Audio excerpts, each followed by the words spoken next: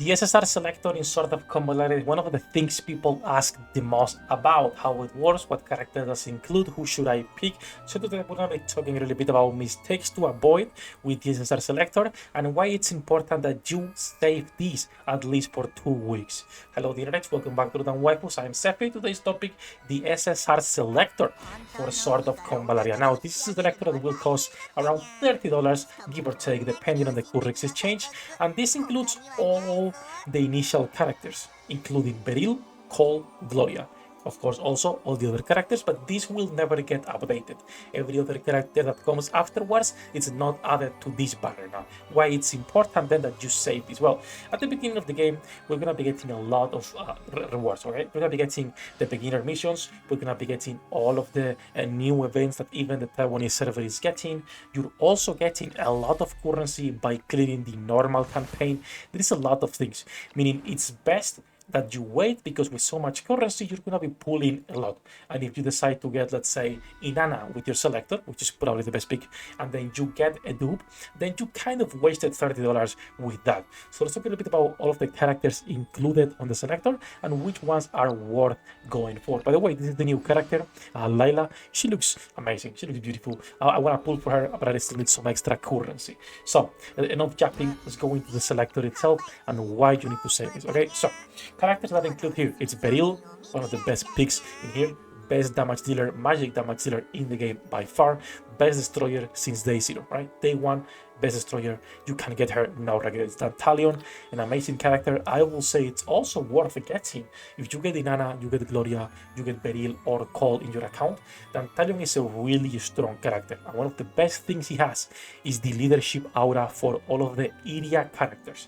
Reminder that area, it's basically every single SSR, right? All SSRs, most of them are going to be part of the area kingdom or the papal states or the union knights, etc. So his aura, it's really strong and benefits a lot of other SSR. If you are interested in knowing how he works, I have another review prepared, so just go check that out. So he's a really solid pick. Then we have Rawija. You get her for free. Do not pick her, all right? It's not worth it. You're getting multiple copies for her. Then we have Lily Will. Most of the furries, I will say, are not worth getting, but she is the exception, all right? Because Nono Will, kind of the infection damage falls off really quickly mid-late game, but Lily Will keeps getting stronger as an archer because there is plenty of levels where we need ranged characters. So she's a really good pick.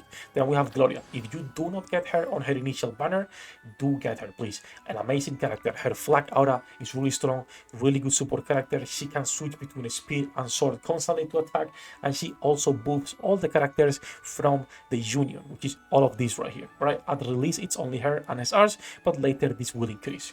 On the second line, Theobon, you can ignore. Guzman, you can ignore. They are not bad characters, but compared to the other SSRs, it's not worth getting, alright? Then you have a Nono Will. Nono Will is, like I was saying, another furry character that deals poison damage, single target AoE. She's a jack of all trades, master of none. She kind of falls off a little bit late game. I will say it's not worth taking unless you like her. If you like her, she can clear all content, it's fine, alright? Then we have Samantha. I would suggest against going for her. The reason is simple. We get the healer for free. We get Angel, which is an SR character. So if I come to my website 1 second and I go to the low rarity characters, there is actually one unit that you'll be able to get for free, and that is right here, Angel. You'll get her for free. She is a really good healer, one of the strongest healers in the game, in fact. And both have the same issue. They are both pure healers. They are not support hybrids. They don't buff, have auras, etc. No, they are just healers. So I don't think it's recommended wasting the selector on her, unless for some reason you like her, then go for it. Then we have Miguel, Xavier, and Faikal. Faikal, just like Maitha, you get them for free, multiple copies. Do not pick them with the selector, please. Xavier, it's an interesting one. Xavier, it's a bad character unless the terrain is completely flat. When the terrain is completely flat, he becomes a beast because he can constantly chase the enemy and keep attacking them. But if there is any mislevel, right, if there is any difference in terrain, he becomes kind of useless. His kit doesn't work. The problem is that there is few levels where he can shine. There's literally like 2 levels in the whole campaign where he will be able to shine. Miguel is not an optimal DPS. I really like his picture, like his awakening art, but he just sucks. He is the leader of the drifters, so he will be able to buff a lot of characters as well, but this is not worth it, honestly, for most people. Then you have Leonide, which is similar to Xavier, a really situational character, and as a breaker, he lacks one of the damage compared to the future ones we're gonna be getting probably in like a couple months of the release. We're getting really good breaker characters, so I will say don't go for him, wait for the other ones to come. We have Pamina, Homa, and August that are coming soon. August and Pamina will replace Leonida 100%, right? We get Rawuya for free. She will do if you need a breaker at the beginning. You can clear without her, but she will do.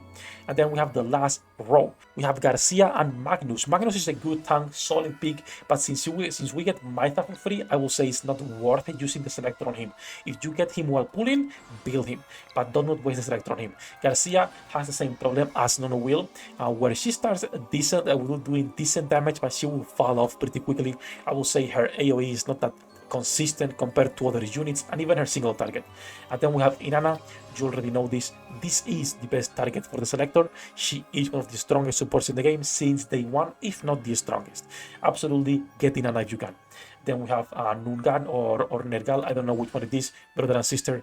He is not recommended to take at any given point. He's probably the worst tank in the game with Tidon, so yeah, don't take him. And then we have Iggy, Ichi, whatever name they go for on the English version. He's a breaker for the Furry team, and I will say one of the weakest breakers in the game, even more so than Leonid and Xavier. Because Leonid and Xavier are more situational, Iggy just finds no place almost anywhere. So that is all of the characters on the selector. Important ones that I will say you can go for it. It's going to be, of course, Inanna. It's going to be, of course, Cole, Beryl, Dantalion, Gloria, and if you like Lily Will, she also is a pretty good target to go for.